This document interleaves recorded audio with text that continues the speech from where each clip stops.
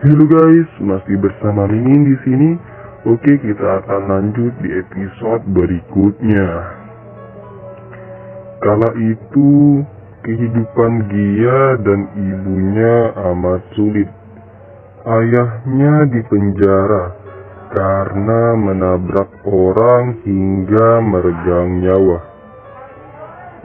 Gia yang kala itu baru lulus kuliah memutuskan untuk bekerja di sebuah restoran kalangan elit di Rusia. Dia menjadi pelayan di restoran itu. Dia memutuskan untuk bekerja sementara menjadi pelayan karena dia belum mendapat panggilan pekerjaan dari tempatnya melamar. Sudah sebulan Gia bekerja di restoran tersebut. Gia amat senang mendapat gaji pertamanya. Dia menghubungi sang ibu untuk menjemputnya dan mengajak sang ibu untuk berbelanja selepas Gia bekerja. Restoran itu biasa ramai ketika malam hari, dan tentu saja hanya kaum atas yang masuk ke restoran tersebut. Tidak seperti biasanya, malam ini tidak terlalu ramai pengunjung. Hanya beberapa meja yang terisi. Tibalah saat restoran tutup. Saat Gia akan membuang sampah ke belakang, tiba-tiba terdengar suara tembakan yang amat kencang dari bagian tengah restoran. Dengan cepat Gia melihat ke dalam.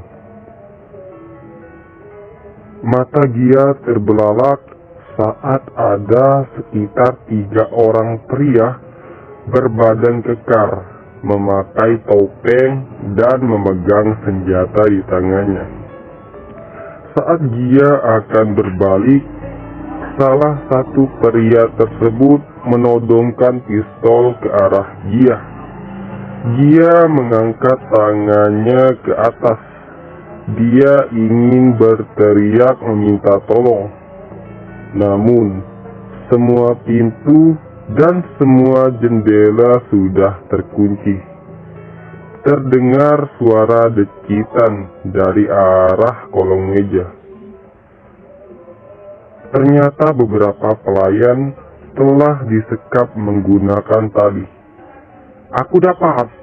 teriak salah satu penjahat sambil membawa brankas dari ruangan atas. "Ada apa ini?" teriak lelaki yang tampan yang datang dari kamar mandi.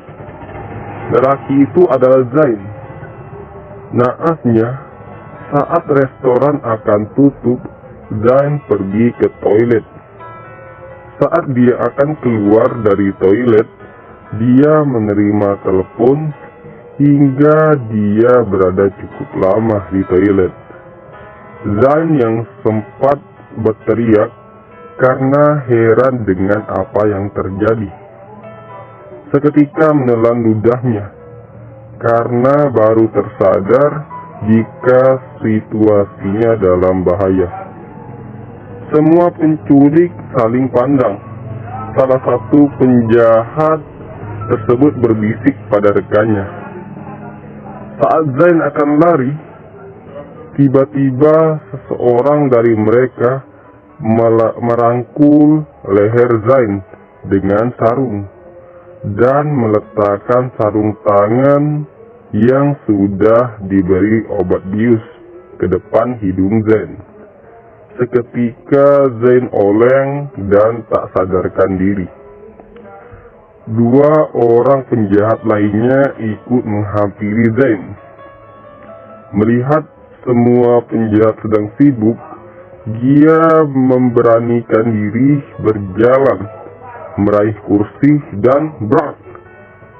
Dia mengangkat kursi tersebut dan membenturkannya pada punggung seorang penjahat yang telah membungkuk.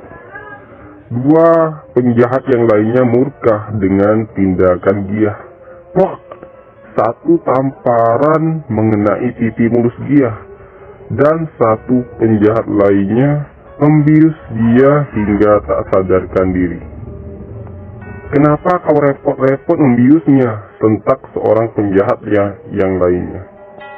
Hei, kau tidak lihat, dia begitu cantik. Kita bisa mengajaknya bersenang-senang, ucap salah satu penjahat yang membius Gia. Semua penjahat itu pun tertawa terbahak-bahak. Ayo bawa mereka, kita bisa meminta tebusan yang mahal untuk lelaki ini, dan kita bisa mengajak wanita ini untuk bersenang-senang.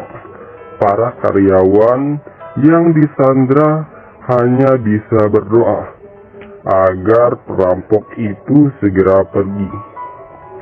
Mereka tak bisa menolong dia karena tangan dan kaki mereka pun diikat. Dengan cepat, para perampok itu pun membopong tubuh Gia dan Zain untuk dimasukkan ke dalam mobil. Gia menggeliat dan membuka matanya. Mulutnya disumpal dengan badan yang terikat di kursi. Dia melihat ke arah samping. Ternyata Zain pun sama. Dia juga diikat di kursi. Dia berusaha menggeser kursinya, dan saat kursinya mendekat ke arah Zain, dia berusaha menendang kaki Zain walau dengan kaki yang terikat. Dan setelah berusaha membangunkan Zain, Zain pun terbangun. Oke guys, cukup sekian dulu dari Mimin ya. Jangan lupa support terus channel ini dengan like, comment, and subscribe ya guys ya. Oke guys, saya Mimin. Bye bye.